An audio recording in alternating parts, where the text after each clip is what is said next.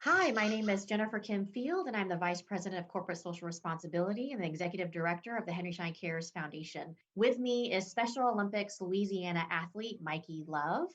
Hello. Mikey, welcome. And Mikey, where are you calling in from right now from Louisiana? In my hometown, Narco, Louisiana, and I'm in the kitchen. Wonderful. Thank you for being with us.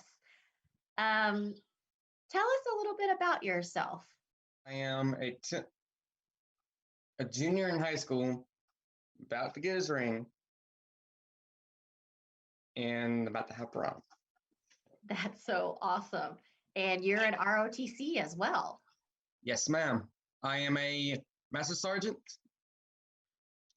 a cadet master sergeant in ROTC. It's an Air That's Force. great. And you started with Special Olympics early on, and you have a form of intellectual disability. How would you like people to perceive you? To me, it looks like if you have a disability or not, it doesn't matter who you are. If you're in Special Olympics or not, you are part of a family that loves you. Doesn't matter what disability or mentally, or physically, they That's still love awesome. you. That's exactly right. Doesn't matter who you are, where you come from, what color of skin you have, what kind of disability. It's such a great message.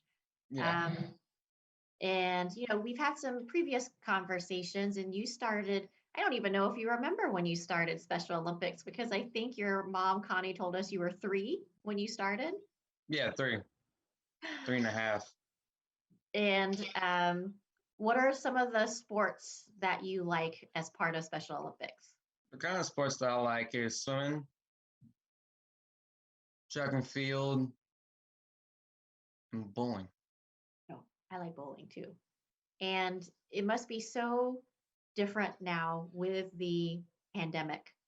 Um, how has the pandemic been for you and your family? Are you in school in person? Today I was at home. Yesterday I was at school, but now starting next week, we're starting to go back to school full time. Like 2 days, only 2 days next week, but now going back to hybrid to see how that works. Got it. And what about, Special Olympics? You're so physical. I'm increasingly jealous with the ROTC, and you're an athlete. You're an athlete with Special Olympics. Um, are you able to meet with your Special Olympics friends and do any of those activities right now, given the pandemic? During this time, I'm able to keep my distance and keep my mask and keep my hand sanitizer. And also, just recently, I just had my vaccine. Oh, good for you. Did you get both doses or just the first one? The first one, but of May, no, on the April of 6th, I'm getting my second. Congratulations. That's so great. Um, and it's so important, right? So the Henry Schein Cares Foundation has a Wearing is Caring campaign, and it's so important for people to wear masks. Do you have a favorite mask that you wear? I like these kind of masks, like the gaiters, Yes. and it actually feels much comfortable by wearing this. It is But so important. Yeah, it's important, right? So that's how you're able to hang out with your friends, go to Special Olympic events, is to be socially distanced and wear your gaiter. Yes? yes, Yeah, that's awesome. There's someone special that you met along the way at Special Olympics. So I know that at some of the games, they host these screenings, health screenings, right? For the healthy athletes, healthy communities work. And tell us a little bit about Dr. Chow, who you met at Special Olympics. Dr. Chow is one of the nicest people that you ever meet. And Dr. Chow, what does she do? She goes in and looks at my teeth, make sure my teeth are okay. And have you been with her for a long time? Has she treated you since you were little? Uh 10 years. Wow, that's pretty incredible. And through Special Olympics and the Special Smiles programs and Dr. Chow, have they talked about why it's so important to take care of your teeth? She has taught me a lot of things about um a lot of things about my teeth. Just recently I had to apply some ointment because of my teeth because my enamels on my teeth are weak. And every time that I brush my teeth, I have to apply it before I go to bed. I cannot rinse it or anything else. I just leave it on there and just go to bed. And brushing your teeth twice a day, flossing. Yes, and that's also a sign of good health. That's exactly right. Yep. So, um, by not having any cavities, right, it helps you in terms of heart health and things like that, and diet, uh, which I think is really, really great. Um, what else would you like to tell the audience members about um, what Special Olympics means to you? You've been with the program for so long. You met your dentist there, which I think is fantastic. She must have been volunteering for Special Olympics, and that's how you met her. And you have a dental home. You've been with her for 10 years. What makes Special Olympics special to you? Special Olympics actually helped me with a lot of things. Like when I was about 4 or 5, my brother, my brother and I were just just playing the track and field during practice. My first words were ball. And Daniel was excited and said, brought me over to my mom and he says, and I was keep saying ball. And everybody was saying, he was nonverbal.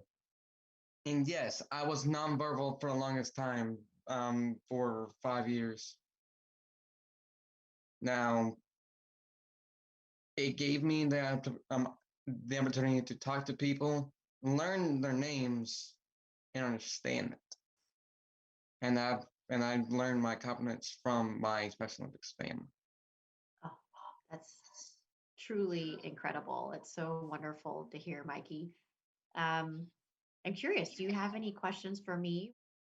What would you do if you were in my shoes? Mm, I don't think that I would do anything differently than what you've done.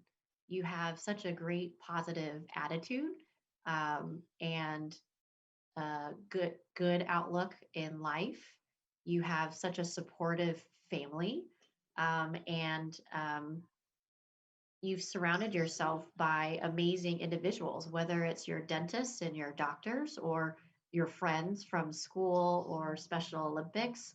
Um, I think I do very much the same as you are. And look at you. I'm so proud that you're on this video with me and advocating for yourself and the cause and your work with Special Olympics. So, honestly, I would be doing exactly the same things you're doing right now. Do you mind if I ask you one last question? Go ahead. If you were to give anyone advice, given it's been such a hard year this past year, right? A lot of people haven't been able to go to their doctors or their dentists, but with the vaccines, like you've gotten your first dose, more individuals feel more safe to go and do their checkups and their doctor's appointments, right? But mentally, it's also been hard to not be at school, to not be able to go into work. And it's just a very different environment. You have such a positive attitude towards life. I'm interested in what advice would you give people for the next year or so if they're feeling down because life is so different because of the pandemic? Um, what advice would you give to them to say, we're going to get through this? The kind of advice that I would do, I would say, is that it's okay to be scared. It's we have to be the only thing you have to be scared of is fear itself.